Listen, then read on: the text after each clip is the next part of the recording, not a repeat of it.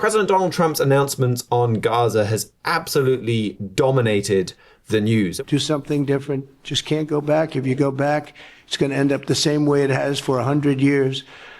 They're living under fallen concrete that's very dangerous and very precarious. They instead can occupy all of a beautiful area with homes and safety, and they can live out their lives in peace and harmony instead of having to go back and do it again. The U.S. will take over the Gaza Strip, and we will do a job with it, too. We'll own it. You were talking tonight about the United States taking over a sovereign territory. What authority would allow you to do that? Are you talking about a permanent occupation there? As far as Gaza is concerned, we'll do what is necessary. If it's necessary, we'll do that. We're going to take over that piece, and we're going to develop it, create thousands and thousands of jobs, and it'll be something that the entire Middle East can be very proud of.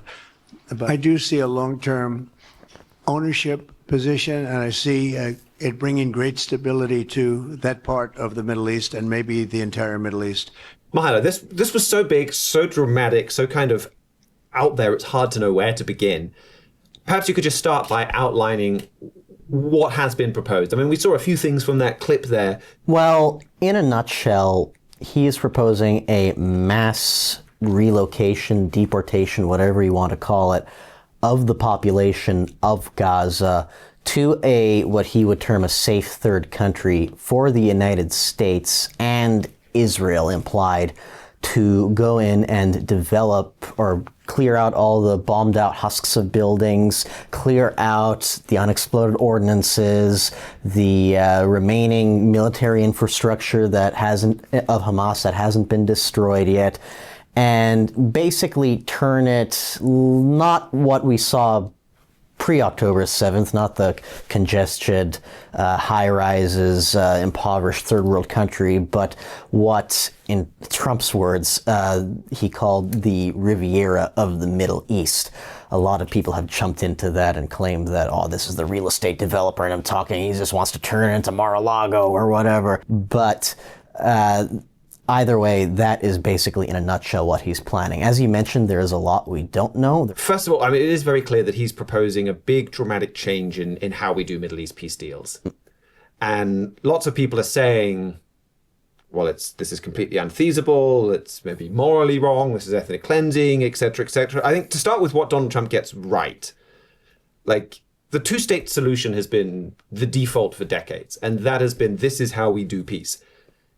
And it has comprehensively failed. And I think any observer, no matter their political leanings, would say we are miles away from setting up an independent Palestinian state in the West Bank and Gaza. And even if that were to somehow, like we were to somehow be in a position where you could do that tomorrow, they'd also go to war with Israel tomorrow. So like this is not we've been kind of pushing this solution for years, and it's been a closed door for years, and it's not working for years. So, I think something big, bold, different is needed. And I do admire that about Mr. Trump, about Elon Musk, that like they look at things that people have said, this is impossible, it can't be done. And in some cases they do them. So because of that, I'm always pretty hesitant when Donald Trump puts forward an idea to say, well, no, that's impossible, it's unworkable, we can't do it. I mean, we've seen the experts say that. When he moved the embassy from Tel Aviv to Jerusalem, people said, well, this is going to be World War III. You can't do that. It's terrible. And it wasn't. It was a great thing to do. But with that all said, I mean, the plan to move out 2 million Gazans, that is a tall order, isn't it? It is, and even a lot of normal cheerleaders, you could say, for Mr. Trump in the right-wing media and the Jewish media are saying out loud, we have absolutely no way of knowing how he plans on doing this. And there's even questions on whether he means a permanent resettlement or just move them out of the way to get the construction work going and then bring them back in. I think Mr. Trump has been purposely ambiguous on a lot of these details. Yeah, or said slightly different things at different times. Like yes. On the relocation, I think he said, well, it will be we'll bring back people from all over the world. It will be an international area. Mm-hmm. But then there's some other times he's made it sound like the Palestinians would be returning. Mm-hmm. Indeed. Or even the U.S. military being in there. He said we're not ruling it out. And his press secretary, Carolyn Levitt, also said that's not going to happen. The question of how this is going to be funded is also a big question.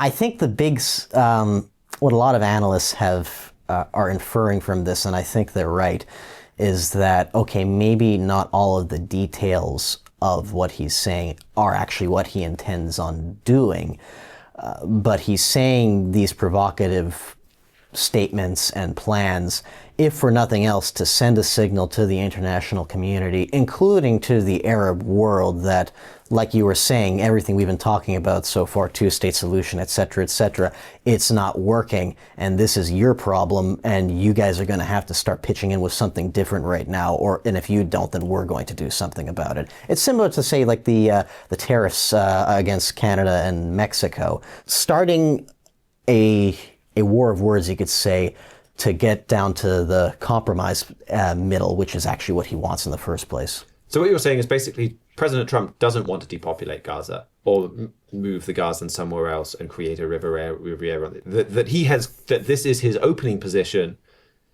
What is it, do you think, that he actually wants? Well, I do think, like I mentioned, there's probably a lot of truth to what he wants. U.S. control, that's probably the most consistent aspect of the pitches he's been making. And also, there is also the question, of course, with the ceasefire that we've talked about on this program before, which technically is supposed to be between Hamas, which Hamas thinks means they're going to stay and put. Are they going to listen to Mr. Trump tell them, okay, now you can just pack up and we're going to turn your mosque into a beach resort? Probably not. But I think the other big issue that he wants to do, or he's hoping to get going with this process, is to get some of these international partners like Saudi Arabia that we keep hearing about all the time, the United Arab Emirates, European countries, to say, okay, we won't necessarily accept 2 million people being shifted across the border to Egypt, but we could come in and create an international administration. We could start a de-radicalization process together as an international community. We could start moving Gazans with ties to other countries, for example, over to Egypt. There's already a huge proportion of the population before the war that were able to go into Egypt, say, to work or etc. I think this is probably going towards that in some sense. So you think this is an opening gambit? This is, where you go in and you say, I'll buy that car for 10,000 and really you'll settle for 15. Like, it's your opening position. And you're saying that what he really wants is for other countries, be it Saudi Arabia or the European Union, to basically take control of Gaza and make sure that the Gazans don't attack Israel. Exactly. We're already seeing him play this with Ukraine, to an example, saying that the Europeans are going to have to be the ones to patrol the border whenever a ceasefire happens. And he's done these kinds of stunts before, like, say, for example, with the border wall in his first administration, talking about making Mexico pay for it. As soon as he got elected into office, that pitch disappeared pretty fast. And he was still able to get a barrier, at least partway built. Or North Korea, and how he promised fire and fury when that rhetoric got him to shake Kim Jong-un's hand. So I think this is another one of those examples. Okay, I think that's a really interesting perspective.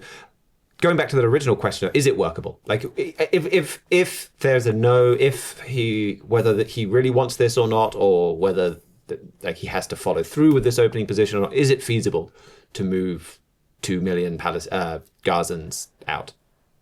No. This would be one of the largest mass forced migrations of people in such a concentrated area in such a short span of time in history. And even you could tell from, say, some of the things Mr. Trump's been saying. Say, originally he wanted Egypt and Jordan to take them. And then all of a sudden we start hearing rumors that they might even get sent to Somalia. I don't know how serious that is, but the fact that the story keeps changing, I think, shows that he and the people under him are still trying to work things out. And as I mentioned, Hamas still hasn't surrendered. This whole premise of the ceasefire deal that Trump brokered is that Israel does not go in, at least in the moment, and finish Hamas off.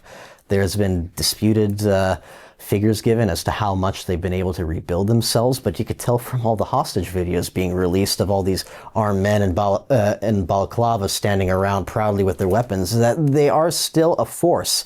And I mean, they're a jihadist army. They don't think necessarily like normal armies would. What other country would have let happen to Gaza than Hamas did? If America comes in, they're going to get excited to become a martyr and stand down to the last man. And it's going to be another quagmire that President Trump has promised to get America out of in the Middle East. I think he knows that. So again, there's a lot of unknowns. We don't know exactly what he's thinking. I'm sure we'll hear more in the days to come, but at least the plan itself that he's pitching right now is very, very highly unlikely to succeed.